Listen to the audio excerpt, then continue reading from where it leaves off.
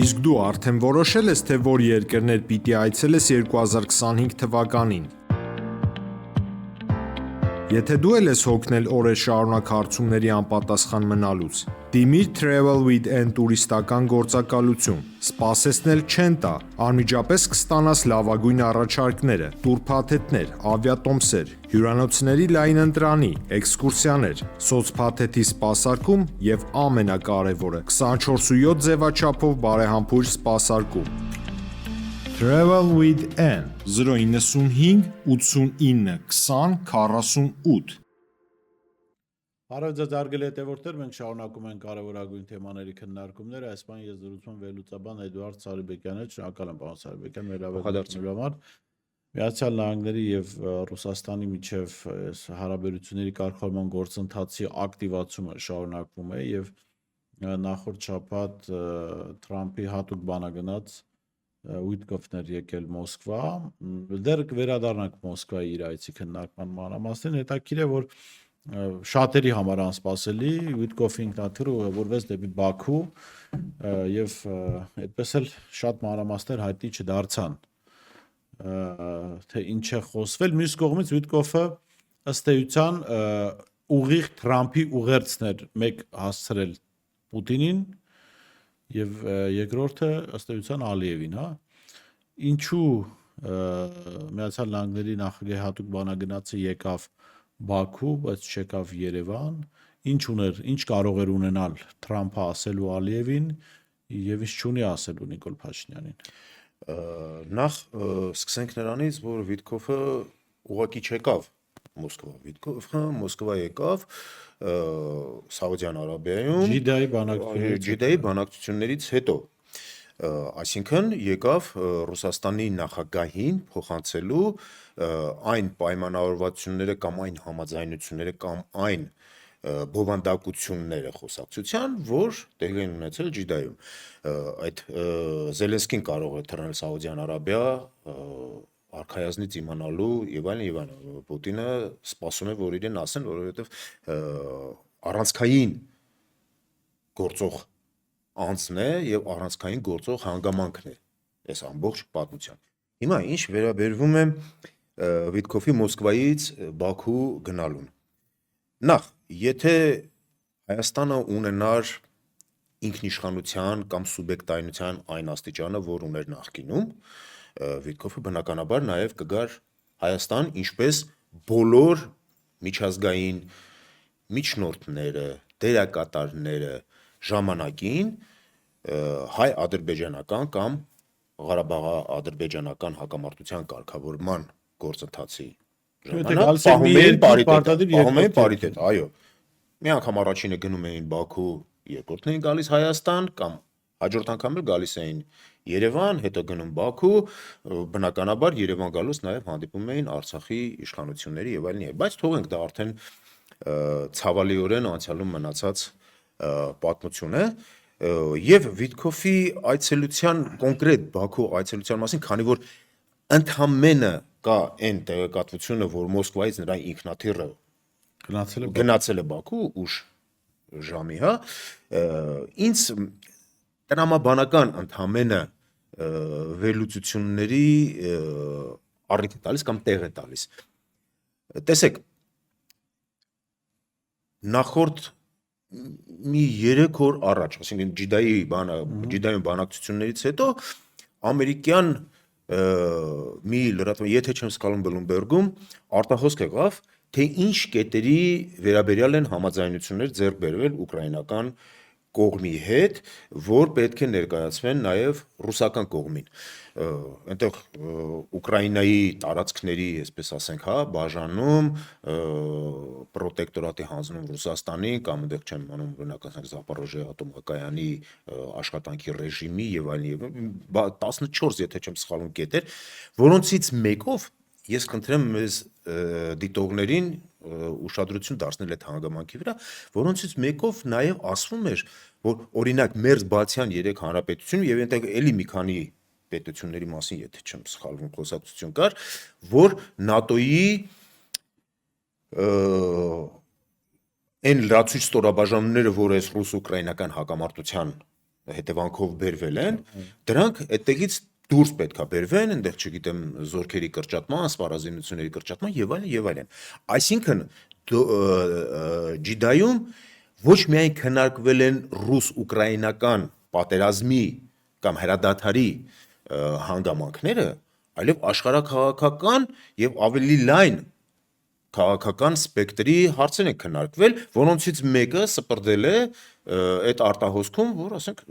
մերձբալթյան, այսինքն վատ լուր, այսպես պայմանական ասենք, հա, ճակերտավոր վատ լուր մերձբալթյան երկրների համար։ Հիմա ինչու Վիտկոֆը գնաց Ադրբեջան, չէ՞ որ Ադրբեջանի մասին կամ Անդրկովկասի մասին այդ բանակցություններում ոչինչ չի։ Ինչու գնաց։ Հիմա հարցեր ենք տալիս, փորձենք այդ հարցերի պատասխանել։ Ինչու Վիտկոֆը գնաց Ադրբեջան, եթե Ջիդայում դրա մասին ոչ մի խոսակցություն չի եղել։ Հաջորդ հարցը, եթե Ջիդայում խոսակցություն եղել մերձբալթյան երկրներում, ինչու չի եղել, եղել է արդյոք նաև Անդրկովկասի կամ ասենք օրինակ Մերձավոր Արևելքի ճգնաժամի հաղթահարման կամ Ամերիկա-Իրանյան այդ գործարքի, ատոմային միջուկային գործարքի եւ այլն չեմ բացառում ու ամենայն հավանականությամբ այս ամեն ինչը Ջիդայի բանակցությունների տրամաբանության եւ ընդհանրապես ռուս-ամերիկյան հարաբերությունների ձևավորման փուլում դեռևս գտնվող հարաբերությունների ենթատեքստում առարկայական են եւ արկա են։ Այսինքն Վիտկոֆի այցելությունը Բաքու գնահատել զուտ այն տեսանկյունից, որ նաև լուծվել է մեր տարածաշրջանում արկա ամենադժվար խնդիրը, հա, հայ-ադրբեջանական խնդիրը, միջազգային հանրության համար, Հայաստանի իշխանությունների համար դա կարծես դժվար խնդիր չի, ամեն ինչ համաձայնվում են ու վերջացնում են։ Եթե նկատի ունենանք, որ նաև այդ խնդիրն է քննարկվել ու այդ խնդիրը օրակարգային է, այստեղ ամենադժվար համոզվող կողմը Ադրբեջանն է։ Այսինքն լավ լուր Ադրբեջան ուղարկելու համար պետք չէ որ Վիտկոֆը գնար այնտեղ ու ասեր գիտես ինչ, պայմանավորվել ենք, հարց չկա։ Դա կարող են Հայաստանի հետ անել։ Մանավանդ ասեցի չէ, մենք մեր սուբյեկտայնությունն ու այդ ինքնուրույնությունը, հա, այնքան են կորսել, որ մեզ տեղյակել չեն պահում։ Մեզ վերջում կասեն թե ինչ է եղել։ Բայց Ադրբեջան գնալը իմ կարծիքով, այստեղ էլի մի քանի հարցեր կան, որ տեսեք ես 2-3 հարց բարձրացրեցի ու այդ հարցերի տրամաբանության մեջ փորձում եմ ինչ-որ եզրակացություն անել, էլի բազմաթիվ հարցեր կան։ Օրինակ, Ադրբեջան գնացել է հնարավոր Իրано-իսրայելական բախման ժամանակ Ադրբեջանի չեզոքությունը ապահովելու համար, որ հեչ կապ չունի Ջիդայում խոսակցությունների հետ կամ Մոսկվայում։ Այստեղ կար տեսակետ ներողություն, որ իսրայելցի ռավինները դիմել էին Թրամփին, որ ուժեղացնեն այդ Աբրահամի պայմանագիրը եւ Ադրբեջանի վրայից հանեն եւ Ադրբեջանի հետ էլ սերտացնեն համագործակցություն։ Հա, այսինքն բազմաթիվ ասպեկտներ կան, որոնց լույսի ներքո Վիտկոֆը կարող էր գնալ Ադրբեջան ու չգալ Հայաստան, որովհետեւ կապ չունի Հայաստանի հետ։ Սկզբունքորեն կապ չունի Հայաստանի հետ, կամ եթե նույնիսկ կապ ունի, Հայաստանը այն դրության մեջ չի, որ գան Հայաստան ու լավ կամ վատ լուր հայտնեն։ Հայաստանը կիմանա, երբ որ պետք է, հա։ Չէ, առնվազն ես այդ ուղերձը ներողություն, այս պետք է հասկանում, պարոն Սարգսյան, որ Հայաստանը ոչ մեկ է,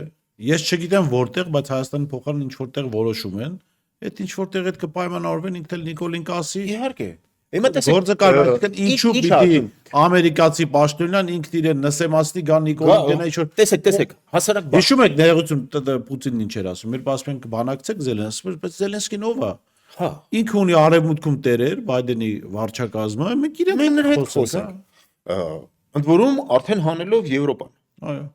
Հիմա տեսեք, մեր արտգործնախարարությունը, երբ որ հայտարարություն տարածեց, Ադրբեջանի արտգործնախարարության հայտարարությունից, Ադրբեջանի արտգործնախարարի հայտարարությունից հետո, որ համաձայնվել են նաև վերջին 2 պայմանագրի կետերի հետ,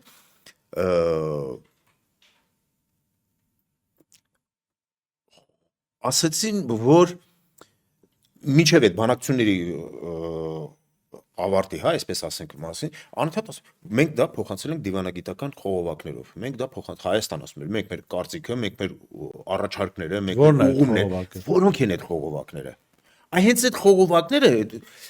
տեսեք, Հայաստանը համառորեն հայտարարում է, որ հայ-ադրբեջանական եւ հայ-թուրքական հարաբերությունները միջնորդներ պետք չեն։ Ուղիղ ֆորմատով։ Երկկողմ ֆորմատով են աշխատում, չէ՞, բայց բոլորս շատ լավ գիտենք, որ Ադրբեջանի հետ բոլոր հարաբերությունները միջնորդավորված են կամ այսպես ասենք պայմանավորված են, տեսանելի չի։ չէ, տեսանելի է Թուրքիան։ Թուրքիան, այսինքն Հայաստանի իշխանությունները Ջայլամին Կամ հայտարարված չի ավելի։ հայտարարված չի, Հայաստանի իշխանությունները գլուխները Ջայլամինման ավազի մեջ կողած չեն հայտարարում, որ միջնորդը Թուրքիան է, ու որպեսի այլ միջնորդի մասին չասեն, ասում են մեզ միջնորդ պետք չի։ Բայց այդտեղ Ամբողջ աշխարհը գիտի, չէ՞ դա։ Միջազգային դիվանագիտական պրակտիկայի առումով նոնսենս է, որտեվ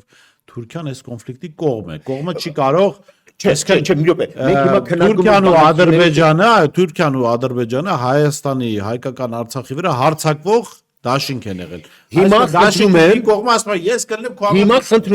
խնդրում եմ, մինչև նոյեմբերի 26-ը ներառյալ դա բացատրել Գյումրի խոշորացված համայնքի ընտրողներին։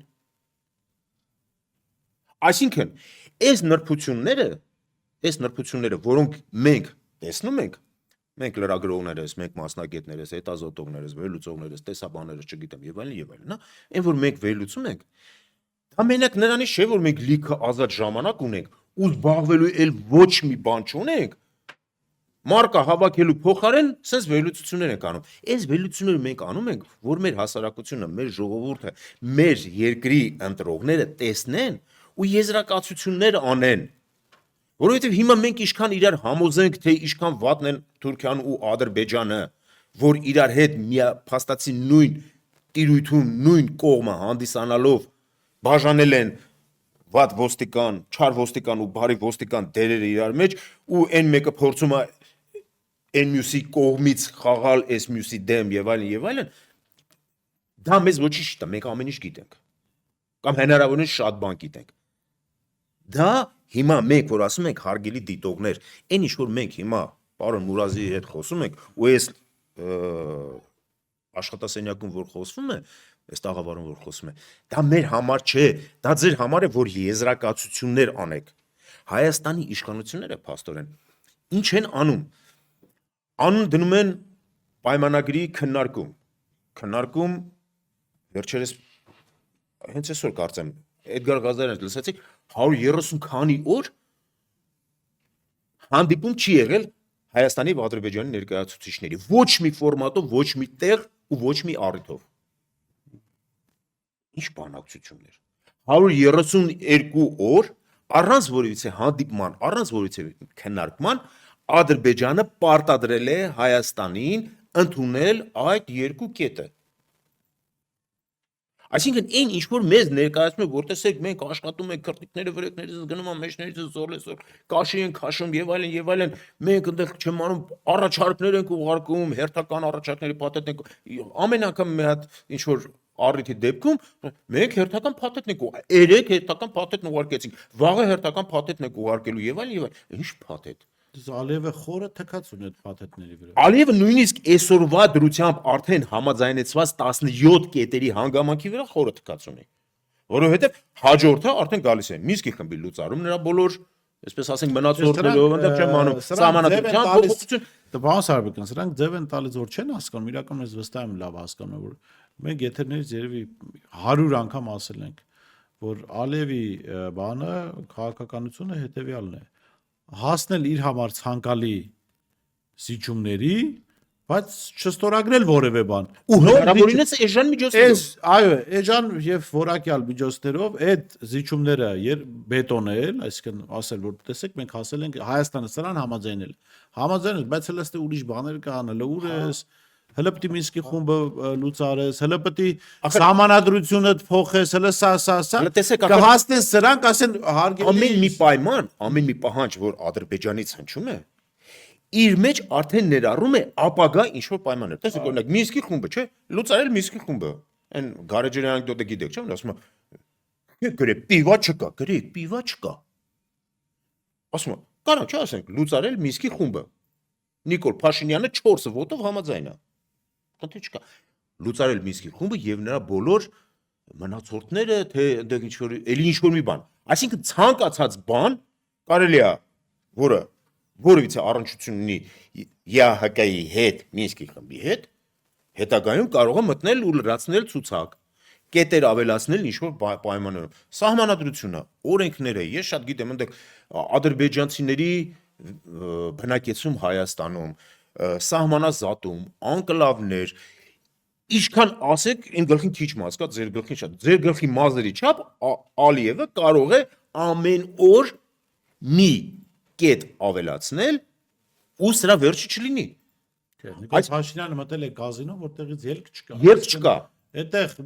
ելք չկա, քանի Նիկոլ Փաշինյանի համար ելք չկա։ Չան Նիկոլ Փաշինյանի համար ելք չկա, մեր համար ելք կա։ Այ որ հիմա մենք իրար փորձում ենք ինչ-որ բանում համոզել։ Ելքը սրանում է, որ քանի դեռ Նիկոլ Փաշինյանը կազինոյում է, տուն-մունը իր վրայից գրանցումից հանել։ Այո։ Որ ինքը ուղղակի այնտեղ պարտվելու բան չունենա, այսինքն գնա իր անունից չկա։ Հակի շորերը պարտվի դուրս գա։ Տեսեք, այստեղ մի ախր շատ հետաքրքիր է այս ամեն ինչը արվում։ Մեր ժողովուրդը դա չի նկատում, հա, այն միրդատիզացիայի նման process է։ Այսինքն թույնը այդ տոքսիկոզը տրվում է փոքր դոզաներով, որ երբ որ Պրահայում հայտարարվեց բան, չէ, ասենք ով էր այնտեղ մենակ ասենք նեղ մասնագիտական շրջանակները, մասնագիտացված շրջանակները դրա տակ տեսան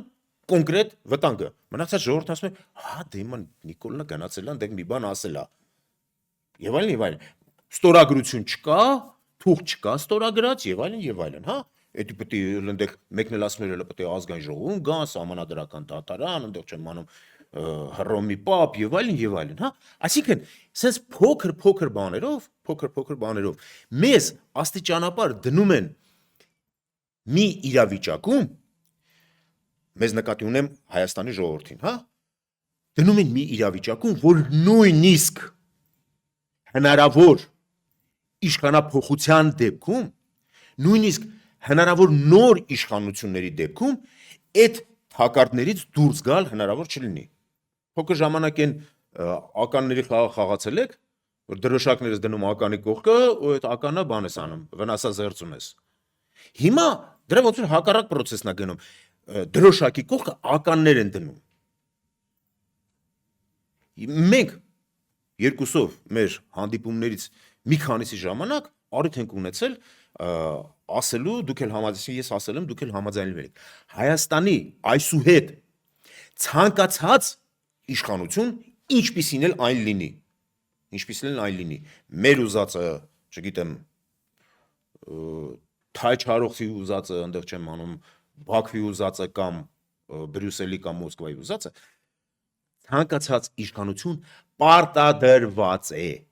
ստորակետ, դատապարտված է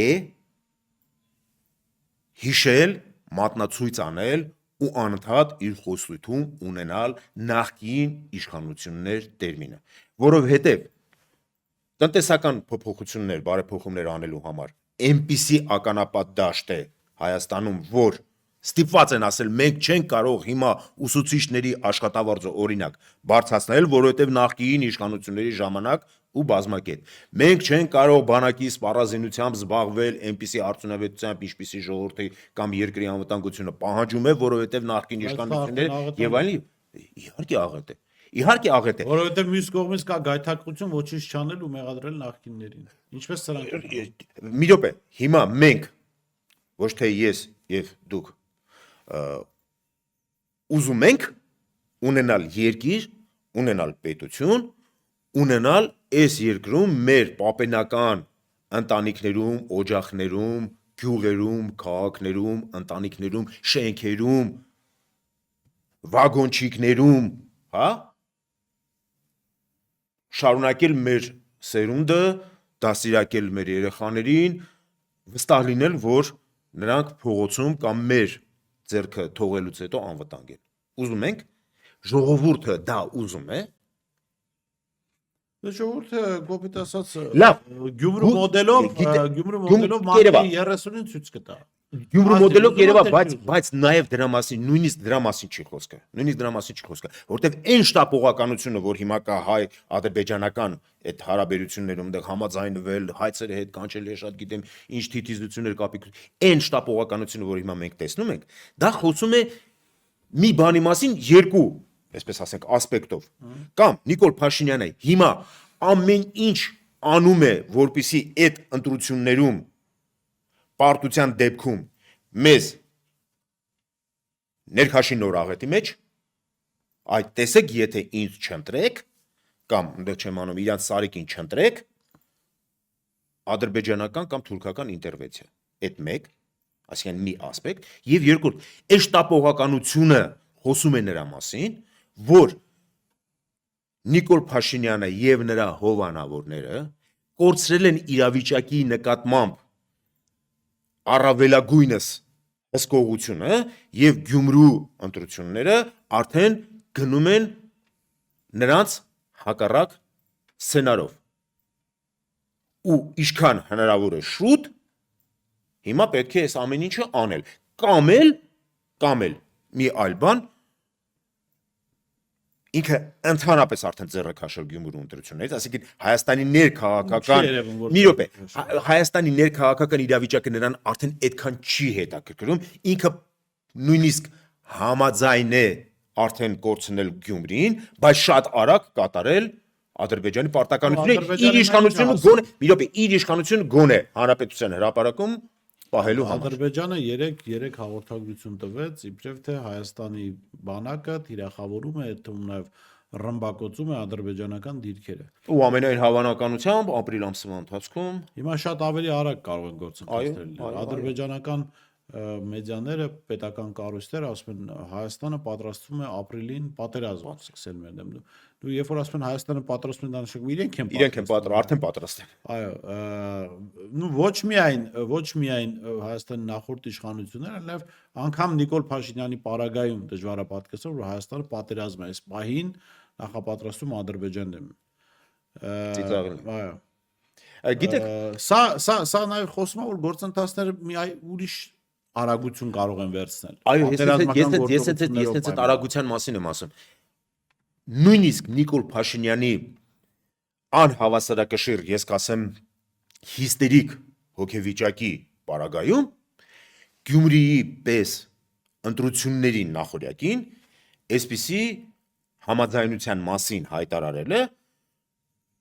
համարյա թե ինքնասպանություն է, համաձայն եք թե չէ։ Առողջ հասարակության պայմաններում։ Առողջ հասարակության պայմաններում, որ Հայաստանի հասարակությունը իր առողջությամբ շատ ավելի դրական հույսեր է ներշնչում, քան ասենք 2018-ին ու 2021-ին, համաձայն եք նույնպես, չէ՞։ Այսինքն այսօր կոնկրետ Գյումրիի պարագայում եւ ընդհանրապես Հայաստանի ներքաղաքական ցանկացած պայմաններում Նիկոլ Փաշինյանի վարկանիշը բավական ցածր է, անհամեմատ ցածր է, կարող ենք ասել պատմականորեն ցածր ցուցանիշն է։ Այսինքն այս իրավիճակում հայտարարել հերթական խայտարակության մասին, դա համարյա թե ինքնասպանության դեպս բան է։ Այսինքն իմ ասած այն երկու ասպեկտներից մեկը, որ նույն կարող ենք ասել ամենայն հավանականությամբ, բայց ոչ միակ ռուս-ամերիկյան հարաբերությունների կարգավորման ենթատեքստում, երբ որ ակնհայտ տեսնում ենք օրինակ մերձբալթյան երկրների վերաբերյալ հայտարարության պարագայում, որ տեղի է ունենում ազդեցության գոտիների վերաբաժանում, վերամրագրում կամ նոր ամրագրումներ եւ այլն, ամենայն հավանականությամբ այդ ազդակները կան արդեն Նիկոլ Փաշինյանի պատվիրատուների մոտ եւ նրանք ստիպում են կամ ողջունում են կամ խթանում են հնարավորինս արագ հասնել պայմանագրի ստորագրմանը, այսինքն Հայաստանի աշխարհաքաղաքական կարգավիճակի ել ավելի ցածր հակառուսական կամ հակաեվրասիական, այսպես ասենք, որ մեզ չասեն ռուսաստրուկ, հակաեվրասիական մոդելի մեջ ամրապնդելու, այնտեղ ցեմենտելու ու հերթական լարվածության օջախը ստեղծելու ենթադրենք ուկրաինական հակամարտության հարաբերական կարգավորումից հետո։ Բայց սա նաև ուրիշ պատճառ կարող է լինել։ Նիկոլ Փաշինյանը կարող է Ալիևի հետ համագործակցաբար նաև Գյումրու ընտրություններից առաջ ինչ են ցույց տալ, ասում են ժողովուրդ ջան, այն խայտարակ թուղթը, որ դուք ասում եք խայտարակ է, եթե դա չընդունեն, կարող է նաև պատերազմ լինել։ Ուզում եք, խնդրեմ։ Ես երկու ասպեկտն էլ նշեցի, չէ՞։ Երկու ասպեկտն էլ նշեցի։ Հող է նախապատրաստում, որ տեսեք, հարգելի Իլհամ Հեյդարովիչ, մենք ձեր սենց պայմանավորիկ 17 պլյուս կետեր համաձայնացրել ենք, է ժողովուրդը չի ուզում։ Ինչ անենք։ Նու Թուրքիան չի միջամտին դեք 102 ռազմաբազան դեռ կա, հա, չեմ ասում 102 ռազմաբազան Թուրքիան կդարձնի, ինձ չեմ Ստամբուլը, Արիանցով բան դրա մասին չի խոսքը, բայց ամենայն դեպս ինչ-որ զսպող բան կա, բայց Ադրբեջանի ինտերվենցիայի պատրաստ է Հայաստանի Ուրիշ հատված դրում։ հյուսիսային հատվածից ամբողջ արևելյան հատվածով գումարած Նախիջևանի հատվածը։ Ինչ խնդիր կա, Ալիևի համար խնդիր է։ Մանավանդ եթե մենք բառացիորեն չենք դիմադրում, թուլացել ու հաճույք ենք ստանում։ Ես համոզված եմ, որ ձեզ վերջում էլ այդ բռնաբարությունը ներկայացնում որպես փոխադարձ սիրո դրսևորում։ Լրտեսեք այդ փոխադարձ սիրո Արադ Միրզան ասում էր, չէ՞, մենք համաձայնեցրել ենք, ինչ 17 պահանջ Ալիևը դրել։ Ես կարդում եմ մեր արտգործնախարարության հայտարարությունը, որ ասում է, հա, մենք համաձայնեցել ենք այդ վերջի երկու չհամաձայնեցված կետերը, բան եւ այլն եւ այլն եւ այլն, բայց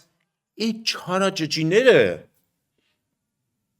մեզնից շուտ հայտարարեցին, մենք պայմանավորվել ենք իրար հետ հայտարարել։ Չէ, Ալիևը անգամ հայտարարությամբ ասում է, սա ոչ թե համաձայնություն, մեր պահանջները կատարել ենք, հայտարարում ենք դրա մասին։ Հայտարարում ենք դրա մասին։ Իսկ եթե երկու նախարարություններ իրար հետ հայտարարեն, դա կստացվի այո համաձայնություն։ Փոխ համաձայնություն։ Եվ այդ հայտարարության միակողմանի, այսինքն Ադրբեջանը ինքը առաջին հայտարարեց, դրանով էլ ցույց է տալիս, որ սա ոչ թե փոխհամաձայնություն է, դուք մեր պահանջները կատարել եք, մենք արձանագրում ենք դա։ Իհարկե, դա մեր պահանջների, Ադրբեջանը ասում է, դա մեր պահանջների կատարումն է։ Նո, Արադ Միրզյանը ձև է տալիս, որ չի հասկանում ինչա դա նշանակում, որ շտապեցին իրանք։ Հա, շտապեցին, բայց ազգային ժողովում էլ օրինակ ասենք, երբ որ Արադ Միրզյանը ներկայացնում էր կառավարության այդ ծրագրի կատարումը, տարեկան հաշվետվությունը, երբ որ այնտեղ իրան հարց են տալիս, դուք ինչ պայման եք դրել, որ ադրբեջանցիները մերժել են կամ կատարել են։ Կարակ մի հատ այդպես ինչ-որ մի հատ պայման ասեք, որ մենք ենք դրել։ Սա նաև Հայաստանի իշխանություններին ու մասնավորապես ասենք Նիկոլ Փաշինյանին, Արադ Միրզյանին ազատում է հոգեբանորեն ու բարոյապես ազատում է այդ պատասխանների տալուց, այդ պատասխանները տալուց, որովհետև հա իրանք իրականում ոչ մի բան չեն ներկայացրել։ Ոչ ռազմագերինի հարց են դրել, ոչ Հայաստանի սահմաններից ադրբեջանական օկուպացիոն զորքերի դուրսբերման հարց են դրել, ոչ անկլավների հարց են կարողացել կարգավորել, հա, այսպես ասած, կամ անկլավների փոխանակման, ոչ սահմանազատման մի փոքր հատված ունենք, որ ադրբեջանցիներն եկան զորով վերցեցին, մերոնք էլ ներկայացրեցին, որ այնտեղ բետոնի ցցերը դրել ենք, всё, բանը շիֆերն էլ քաշել ենք, բանին, սահմանին անկախ ենք, ազատ ենք, ավելի անկախ ենք, ավելի ազատ ենք, ես շատ գիտեմ եւ այլն եւ այլն։ Ու ժողովուրդն էլ անվտանգ է։ Այսինքն իրականում մեր կողմից Հայաստանի իշխանությունների կողմից, չասեմ մեր կողմից, Հայաստանի իշխանությունների կողմից մեզ ներկայացվում է կոնֆետի թուղթ, նույնիսկ կոնֆետի թուղթ չէ, կոնֆետի թղթի նկարագրություն կամ հայտարարություն կոնֆետի թղթի մասին, իսկ Ադրբեջանը ամեն օր առարկայական բոնուսներ է ստանում ոչ միայն տարածքների, ոչ միայն պահանջների կատարման, այլ նաև դիվանագիտական, տակտիկական եւ ստրատեգիական նախաձեռնության առումով։ Նու Փաշինյանը Ալիևի քերին չի, բայց քանի կա Փաշինյանը կա, Ալիևը շոկոլադ է ուտելու ոնց։ Փաշինյանը Ալիևի քերին չի, Ալիևը ամենայն դեպս վստահ եմ, ինչպես մեզանից ցանկացած մեկը, կներեք, այս վատ համեմատության համար, Նիկոլ Փաշինյանը ցանկացած ասոցիացիա ունենալը ամբողջ աշխարհում համարում է մովետոն, վատ տոն, հա, բայց գիտեք Նիկոլ Փաշինյանի շոկոլադը ընդհանրապես Նիկոլ Փաշինյանի իշխանությունը, Նիկոլ Փաշինյանի անձնական անվտանգությունը ապահովելու համար մեր ժողովրդի, իմ, ձեր, մեր ծնողների, մեր զավակների, մեր հարազատների իրավունքների հաշվին։ Ես Շնորհակալ եմ։ այդպես եմ կարծում։ Շնորհակալ եմ, պարոն։ Ու իհարկե կներեք, էլի։ Մենք, երբ որ ինչ-որ բանի մասին զրուցում ենք, մենք համաձայնեք ու վստահեցրեք մեր դիտողներին, որ մենք իրար ապացուցելու բան չունենք։ Նույնիսկ եթե ինչ-որ տեղ մենք իրար հետ համաձայն չենք, համենայնպես մենք գիտենք ինչի մասին ենք խոսում։ Մենք գիտենք ինչու ենք դրա մասին խոսում։ Ու մեր այս խոսակցությունները կարևոր են մեզ դիտողների համար, որ նաև նրանք հասկանան, ժողովուրդ, որ դուք հասկանաք, որ մենք ուղակի ես մեծ հաճույքով հիմա կգնայի ձուկ բռնելու։ Մեծ հաճույքով հիմա կգնայիմ թորնիկների հետ խաղալու։ Մեծ հաճույքով հիմա կգնայի մի հատ թանգարան կամ մի հատ ֆիլմ դիտելու, կամ չգիտեմ, կպարկեի, ձեռս կդնեի գլխիս տակ կքնեի։ Մենք հիմա որ այսքան ներվայնանում ենք, դա նաև նրա համար է, որ դուք մեզ լսեք, հասկանաք ու ճիշտ որոշում կայացնեք, անկախ նրանից դա կլինի ընտրություն, անկախ նրանից դա կլինի, այնտեղ չեմ անում բոյկոտ տրանսպորտի գնի դեմ, այնտեղ չեմ անում քաղաքացիական ցանկացած անհնազանդություն կամ ցանկացած քաղաքացիական նախաձեռնություն կամ աջակցություն եւ այլն ցուցաբերելու համար։ Ես ընդհանրապես սա կուզեի վերջում ավելացնել։ Շնորհակալ եմ, պարոն Սարիբեկյան։ Ես շեշտեմ զրուցում եմ Էդուարդ Սարիբեկյանի հետ, ցտեսություն կհանդիպենք։